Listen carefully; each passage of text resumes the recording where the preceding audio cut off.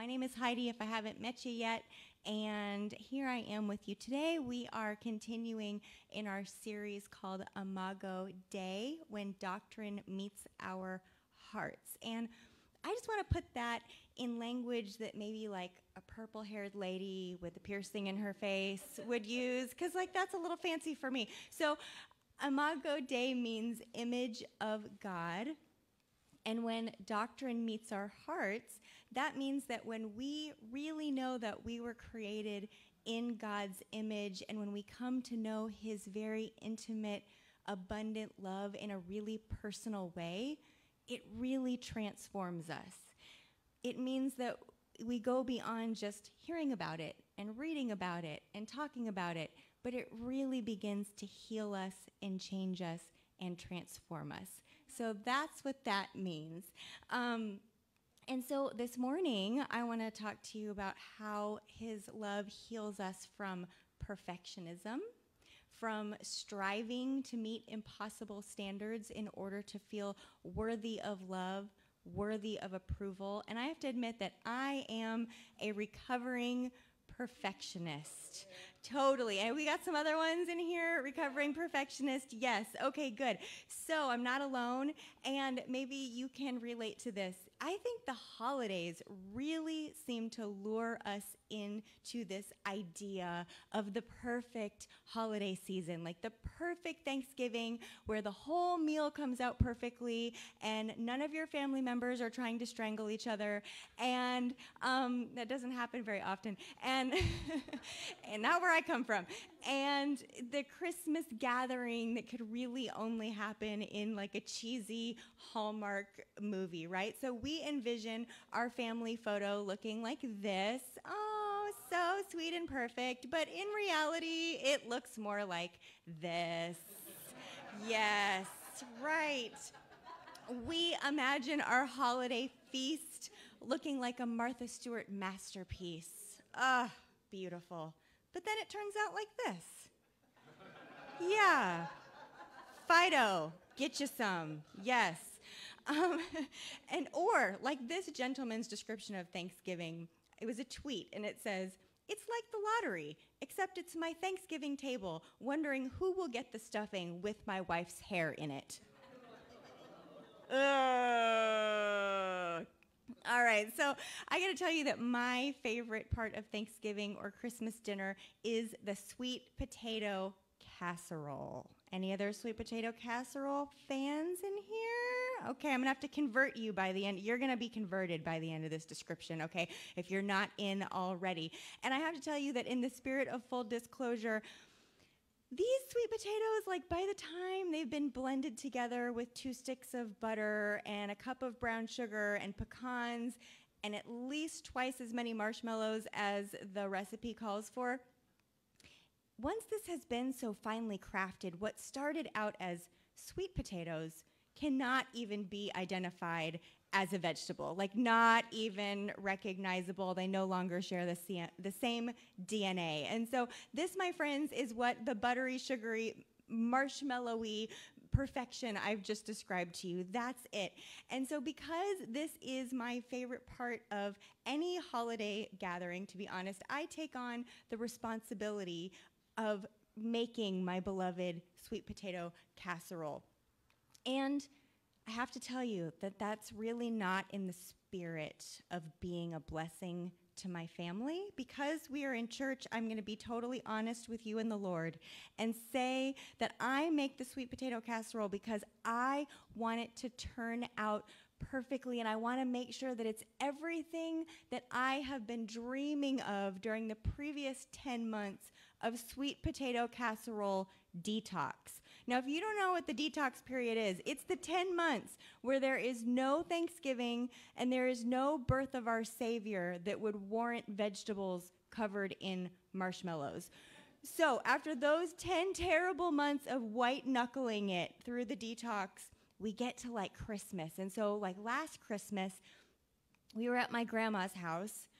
Grandma Mary. We call her Grandmary. Grandmary is 96 years old, and so I was at her house and I lovingly blended together the sweet potatoes and the brown sugar and the 14 sticks of butter and the pecans and the marshmallows and the more marshmallows and then a few more marshmallows on top of that, and I baked it to this perfection like you see here with just perfectly just a little bit golden brown. But then, you guys, I got greedy, and I thought I can achieve another level of sweet potato perfection if I just brown the marshmallows a little more. So I put it back in, and then I got distracted.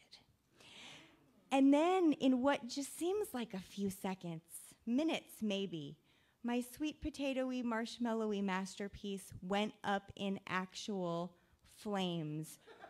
Yes, right there in Grandmary's kitchen. Her oven was on actual fire. And more importantly, my marshmallow masterpiece was engulfed in a buttery fueled blaze. So I envisioned holiday perfection, but this was my reality. That is an actual photo. My mom put it on the table just to be funny, and so we got to just sort of like look at it in memoriam, you know, of what could have been for the entire the Christmas dinner.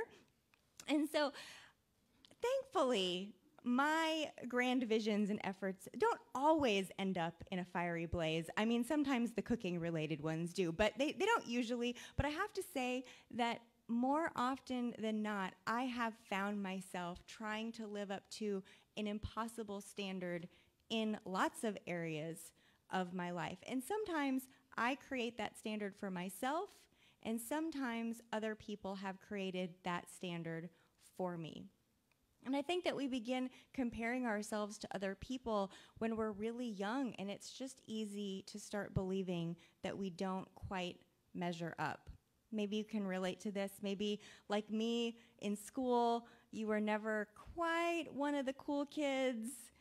Maybe you weren't athletic to really be one of the athletes.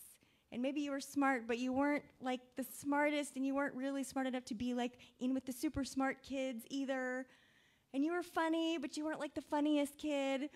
And so maybe, like me, you compared yourself to your friends, to the other kids in your class, and you just felt like you never quite measured up.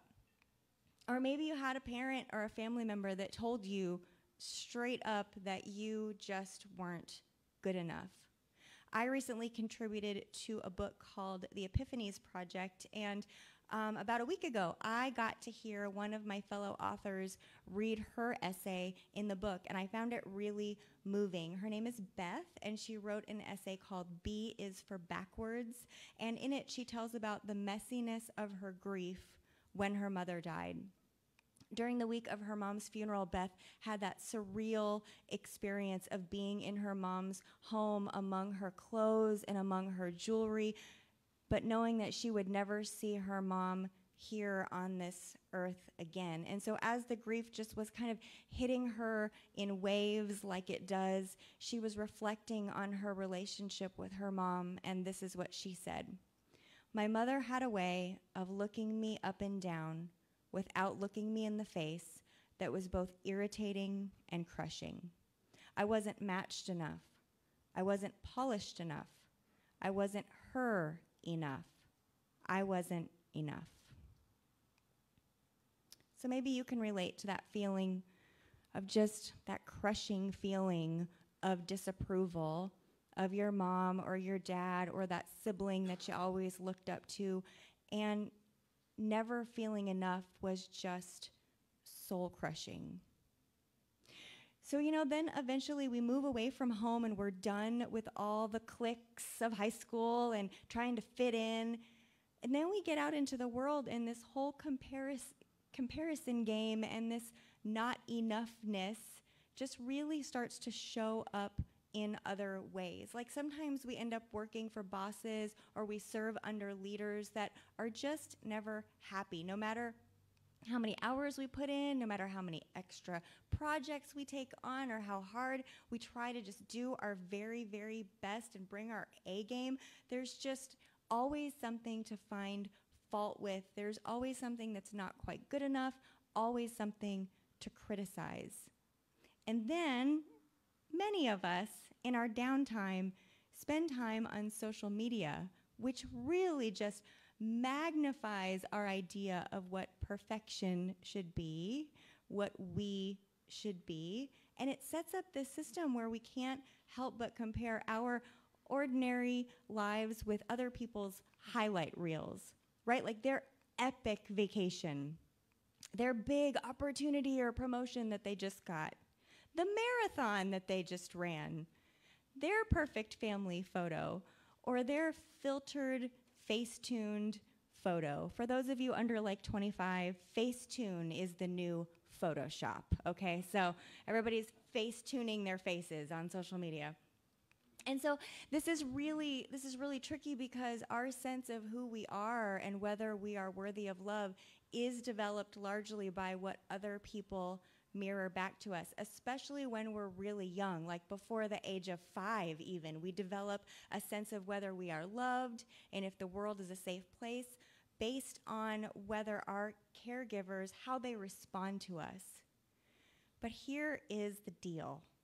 As adults, when we decide whether we are good enough or worthy of love based on what other people in this broken world mirror back to us, that's a really flawed system. So like when I take what you think of me and I use that to decide if I'm good enough, if I'm worthy of love, if I'm worthy of approval, that is a really broken, flawed system. So if we can see that this system of finding our worth in striving for perfection or in what other people think of us is flawed, then what is the truth? What is the truth about where our worthiness of love and approval really comes from? There's a psalm that I would like to read to you, and if you have been just resonating with anything that I have been sharing here, I want to invite you to just kind of take a deep breath and open your heart and your mind to this truth that you're about to hear. If you want to, you can even close your eyes, because what I'm about to read to you is what the Bible says that God thinks about you, how precious and loving his thoughts are of you. So just take this moment with you and him and just let these words really wash over you, settle into your heart and mind. You can even, as you hear these words, you can even kind of make them a prayer. In Psalm 139, it says, "You made all the delicate inner parts of my body and knit me together in my mother's womb. Thank you for making me so wonderfully complex. Your workmanship is marvelous. How well I know it. You watched me as I was being formed in utter seclusion, as I was woven together in the dark of the womb. You saw me before I was born. Every day of my life was recorded in your book. Every moment was laid out before a single day had passed. How precious are your thoughts about me, O God. They cannot be numbered. I can't even count them. They outnumber the grains of sand." So God made us perfectly, and his loving thoughts about us can't even be counted. But then when we enter this broken world, we forget how loved we are, and we look for our worth outside of how much he loves us. And we think that we have to earn love and we have to earn approval, and we forget about that intimate, perfect love that he has for us, and we feel separated from him. But check out what the Bible has to say about that in Galatians 4, and I added one little parenthetical statement for clarity. It says, "God sent his son so that he might redeem those of us who have been kidnapped by the law." So the law is a standard of perfection that we can't meet. "We have been set free to experience our rightful heritage. you can tell for sure that you are now fully adopted as his own children because God sent the Spirit of his Son into our lives, crying out, Papa, Father. Doesn't that privilege of intimate conversation with God make it plain that you are not a slave, but a child? Earlier, before you knew God personally, you were enslaved to so-called gods that had nothing of the divine about them. But now that you know the real God, or rather, since God knows you, how can you possibly subject yourselves again to those tin gods? You guys, every time we look for our worthiness of being loved or approval in someone else or in some kind of outside accomplishment, we make that person or that thing a tin god. As that passage says, we are enslaved to so-called tin gods that have nothing divine about them. And I don't know about you, but I don't want to spend my life trying to please a tin god. I don't want anyone else in the God seat of my life except the God that we just read about that loves me so, so much.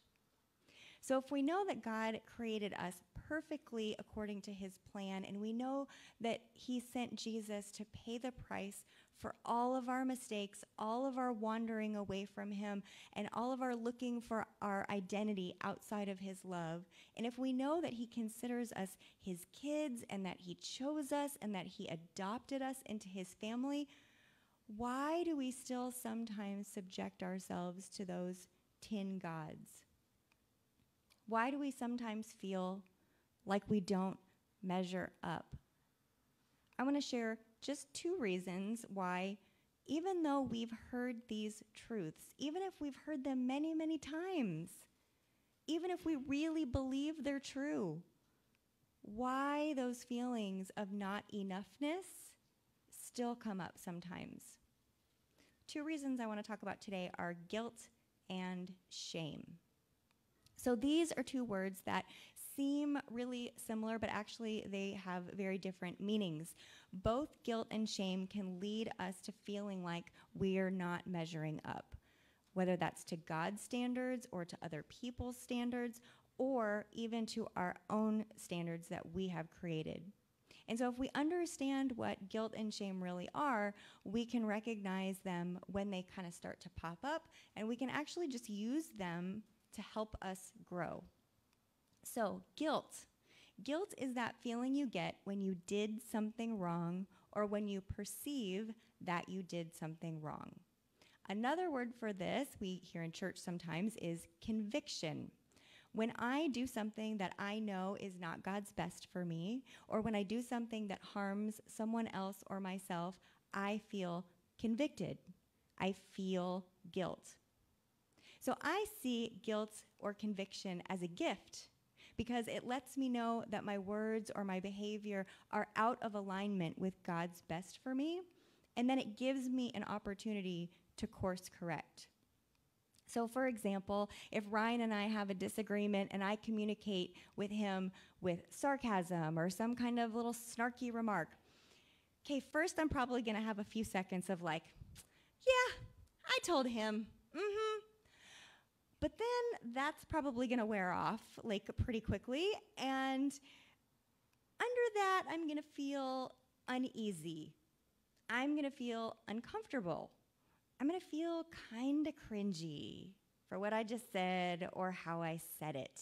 And so if I will just slow down long enough and not make excuses for myself, I will find that I'm experiencing guilt or conviction for communicating in an unkind and an unloving way.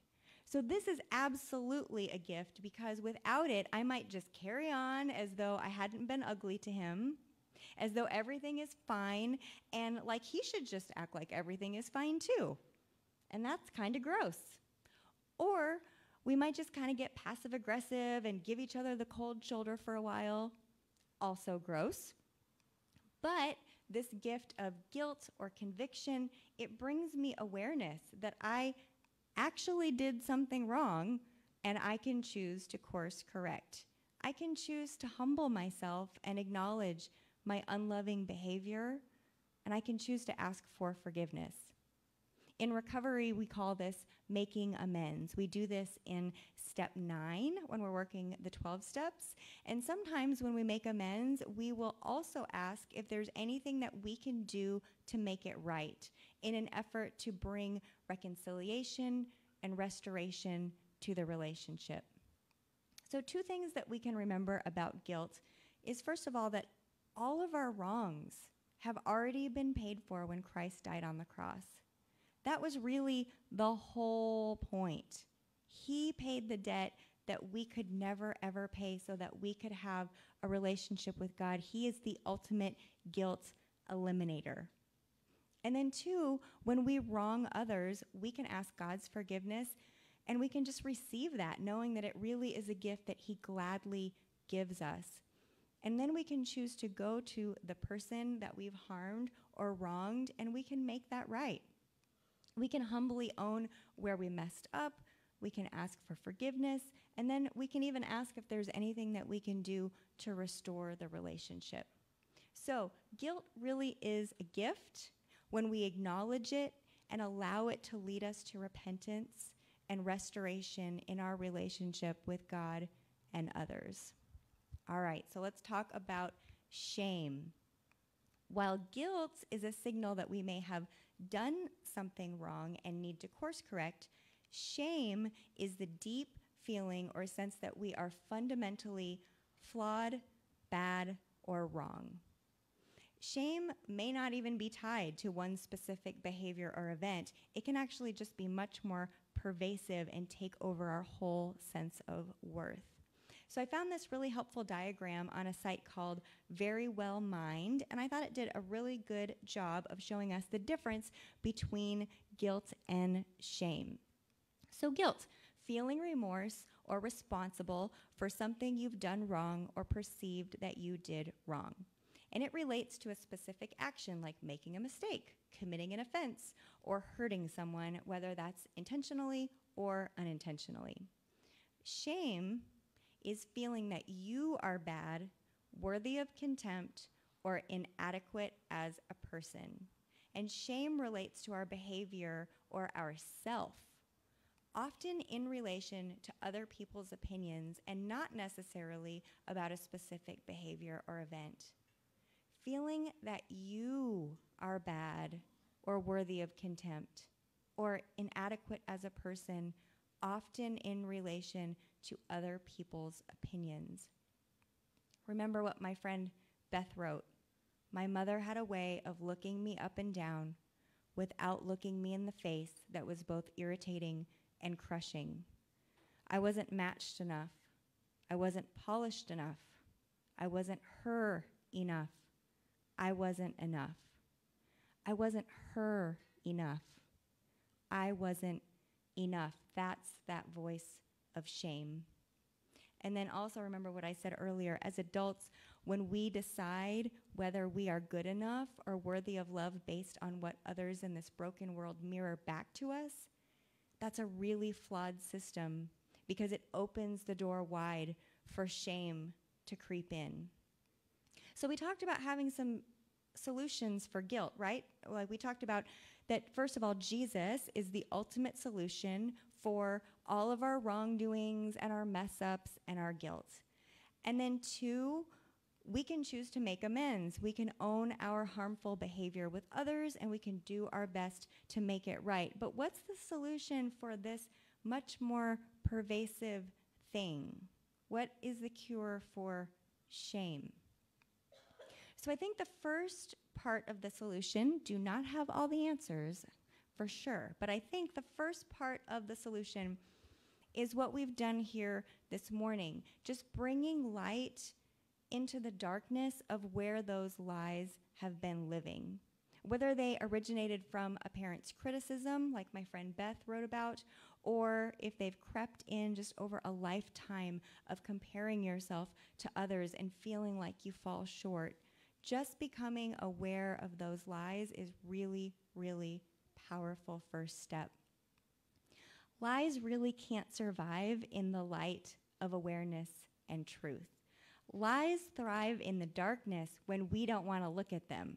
That's where they thrive and grow and just kind of take over. But when we allow ourselves to look at them and shine the light of God's truth on them, they really can't survive, and they definitely cannot thrive. So God has done his part to love us really extravagantly and abundantly, and he's done a great job showing his love for us. So our part is to receive his love and to live in his truth, which is way easier said than done. And this has to be really intentional, because without being intentional about our thoughts, or as the Bible says, taking our thoughts captive, without being intentional about our thoughts, we're always going to just drift back into that comparison game. We're going to drift back into striving and trying to earn our love and our approval through outside circumstances and accomplishments. So we have to be intentional about saying no to the lies of unworthiness, saying no to that compulsion to prove ourselves and to prove our worthiness through achieving, through trying to be perfect. So I want to give you just 2 really practical ways that we can do that. First, we can observe the feelings of shame, and we can speak truth to the lies. When we observe one of those lies popping up, we feel that cringy feeling of shame. We hear that voice of "you're not good enough." When we notice ourselves trying to meet an external standard to feel good enough, we have to speak truth to that lie intentionally. And remember the Bible verses I read earlier. It talked about how abundantly loving God's thoughts are about us. You guys, those words have the power to rewire our thoughts about ourselves and to really heal our hearts where we have felt unworthy or unlovable. So I want to encourage you to find just one verse or one passage and read it every day until you really start to believe it. Because think of how many times over how many years you've repeated those thoughts of unworthiness in your mind. Some of you have had people speaking these things to you for years. So it's only logical that we would need to intentionally speak truth to ourselves instead, and to repeat it until our mind believes the truth instead of those lies. So choose one verse or passage that causes you to feel loved, accepted, approved, and intentionally meditate on it.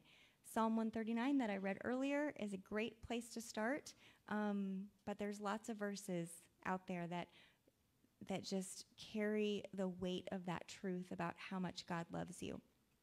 Okay, number 2 is get in a community of folks who are recovering from not enoughness. In the recovery community, our fancy word for this is codependency. When we're codependent, we are dependent on other people to feel okay, to feel loved, to feel worthy, to feel at peace. When we're codependent, we've lost touch with our true selves that God created us to be, and we've lost touch with that truth that we are enough because God created us perfectly, and just because he says we're enough. As Joyce Meyer says, you and God are a majority. You don't need anybody else's vote. But when I am thinking in a codependent way, I don't really believe that. I think that I need God and somebody else's approval. I need God and a certain accomplishment or material thing or relationship. But when I'm grounded in the truths that we've been talking about today, I know that God and I are a majority, and I don't need anybody else's approval. I don't need anybody else's vote. So when we have these feelings of shame and of being not good enough, it's really easy to think that we are the only ones who struggle with this, especially when everybody else seems to have it all together. But I just want to encourage you that you are not alone. There are thousands of people like me who are recovering from codependency or this not enoughness. And God has really, in my own life, I can say He's brought so much healing through relationships with other people who are just a little bit farther down the road than me in their healing, in their recovery. God really shows up and He heals us in community. And like I said earlier, lies just really can't flourish in the light of awareness and in truth. And a healthy community of people who are healing and recovering from this not enoughness, that community helps us to be more aware when we're believing lies. And they help us to speak truth to those lies and to heal. Hey there, I hope that you were encouraged by this video today. And you know, that last point that I made was about getting into a community of people who are also healing from that not enoughness that I talked about, or sometimes we call that codependency. So, if you are looking for a group like that where you can really just be yourself, where you can be totally honest about where you might feel kind of banged up, where you might feel stuck, where you just feel like you might need some healing, I want to invite you to consider checking out my Emotional Freedom Masterclass. We actually just had our 50th class together. We started during the very beginning of the pandemic. And in this class, we talk about everything related to emotional freedom. So, topics like setting and maintaining healthy boundaries, freedom from perfectionism, freedom from people pleasing, understanding and recovering from codependency that I mentioned. And then also topics like how to create a vision for your life that will pull you forward out of your old kind of self-defeating patterns and into new life-giving activities and goals and relationships. And really, so many more topics that I couldn't possibly mention here in this video, but really everything related to emotional freedom. So, you know, some of the details are that we meet twice a month on Zoom, and our times together live happen on Tuesday evenings at 6:30 p.m. Central Time.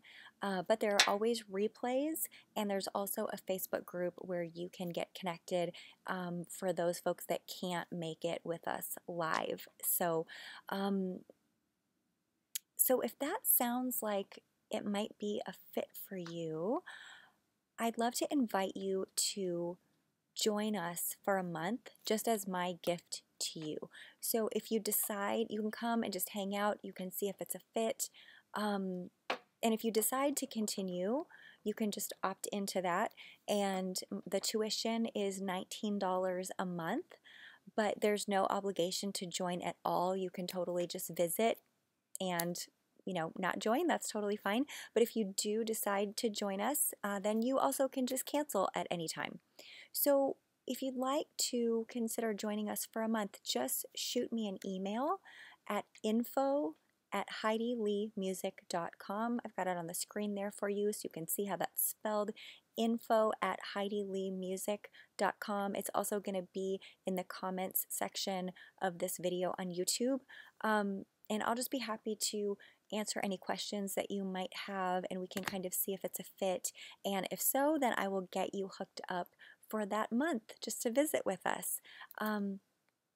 So being in a healthy community is really just such an important part of our healing journey. So even if it's not with me in my little community, please find a place to get plugged in so that you have a support system somewhere that you can really be yourself, where you can be encouraged and supported as you heal and you grow. The healing process can be very clumsy. It's not linear like we think it will be. We start off and sometimes we hit some bumps in the road, and that's where it's so important to have community and maybe even some mentorship to help you and guide you and encourage you along the way. So please, please find that somewhere.